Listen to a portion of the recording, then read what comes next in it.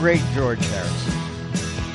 When I read that story that he had many of these songs, not many of them, more than a few ready to go during his tenure in the Beatles, and they weren't making the album. Can you imagine the frustration? Joining us now is the founder of the American Islamic Forum for Democracy, Dr. Zuhdi Jasser, whose book is A Battle for the Soul of Islam, an American Muslim patriot's fight to save his faith. Welcome back to the show, Dr. Jasser. Oh, it's great to be with you, Dennis. Thanks for having me back. First off, tell me what you know, since your sources in the area are great. The Jerusalem synagogue attack. What do we know? What's the latest on it?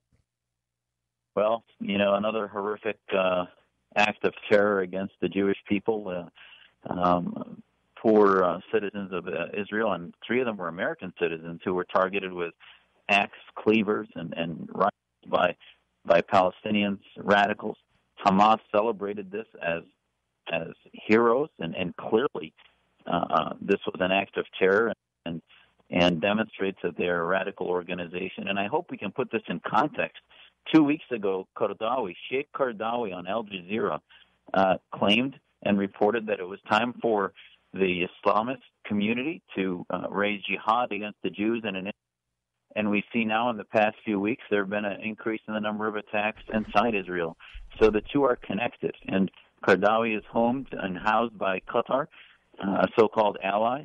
So these are all, ISIS is no different than Hamas, and these attacks are coming because of the central leadership of the radical Islamist community. And meanwhile, the president is pretty silent on all this. The primordial nature of the attacks recently, be it on the streets of New York against New York cops or in Jerusalem in a synagogue, the use of hatchets, axes, something so terrifying about that. I think sometimes these bombs go off and people just sort of buzz through them. Do you think there's some back-channel communication in the wake of the ISIS decapitations on cell phones to make these things as even grislier than they are to begin with? Well, it's a virus, the radical Islam and the way that it is spreading. On Twitter, I can tell you I've had more threats from ISIS followers in the past few weeks or radical Islamists who are coming from ISIS than I've ever seen before, and I've been doing this for over a decade now, publicly and globally. So, the issue is the method of killing. Adam Credo and Free Beacon talked about a website that publicly shows what ISIS followers should do when they're packing their bags to go and what they should bring with them and how to be a good jihadist. And, beheading, as we saw with another American, Mr. Kasich, who was killed in the video shown. And this was a Muslim, by the way, who had converted. And the method is part of their madness. And, they're trying to go back to the way individuals were killed at the time of war at the foundation of Islam and other aspects of their radicalism. And, the president missed another opportunity when he was talking about the horrific nature of the beheading of Mr. Kasich. Instead of saying that this is a battle within the house of Islam, he even said, especially Islam, this has nothing to do with it.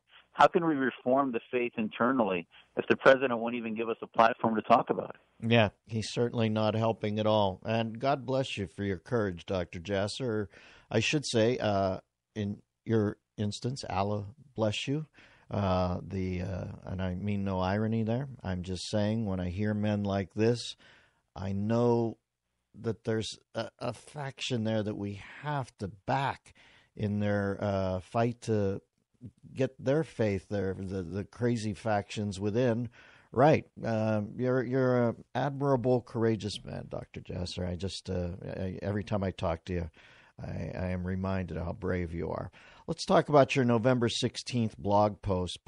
And this struck me too. You were the first person I thought of when I heard this. Old Ebe Hooper and the guys over at CAIR. They're always casting aspersions, people who live in glass mosques, I guess they say.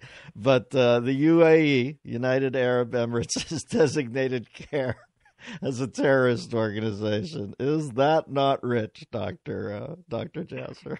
It is. That's why we said, pot, meat, kettle.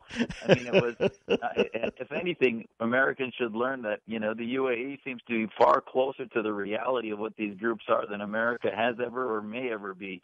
And the reality is as we see with El-Sisi in Egypt and many of the Gulf states, they've declared war on the Muslim Brotherhood, and their list included a number of Muslim groups in Europe and Belgium and in the U.S. They included the Muslim American Society, and they call them terror groups because they don't want any of their citizens communicating with them or dealing with them, and they recognize, as I hope it's educational, that these groups are products. I mean, CAIR is a byproduct of Hamas. They were an unindicted co-conspirator in the Hamas trial.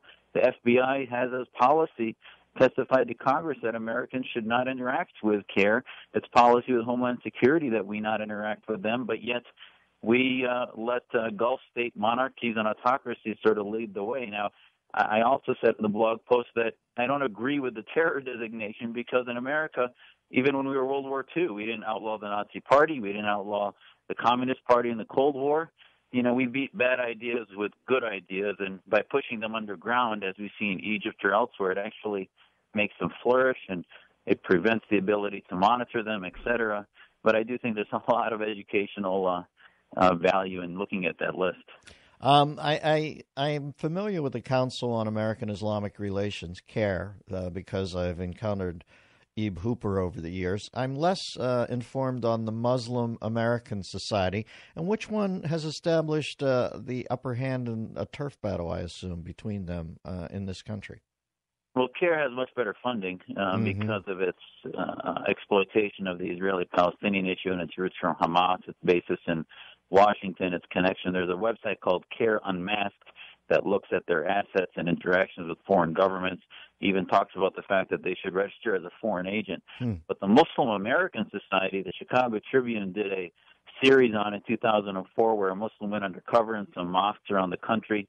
They have 35 chapters, and if there's any organization that is sort of the infrastructure of the Muslim Brotherhood, it's the Muslim American Society based on their principles, and they've never condemned the Brotherhood, and they really are sort of the offshoot of a youth organization that's patterned after the Muslim Brotherhood in Egypt. And both of them have consistently upbraided your organization, the American Islamic Forum for Democracy. Am I correct? Oh, they have found every opportunity to say they put me on the list of the top 20 so-called Islamophobes, when in fact, we love our faith, and they do that because they don't know what to do with us. We expose that they're not only have foreign interests, but that their ideology is un-American and anti-American, and that they're deceiving the American public as being all about civil rights.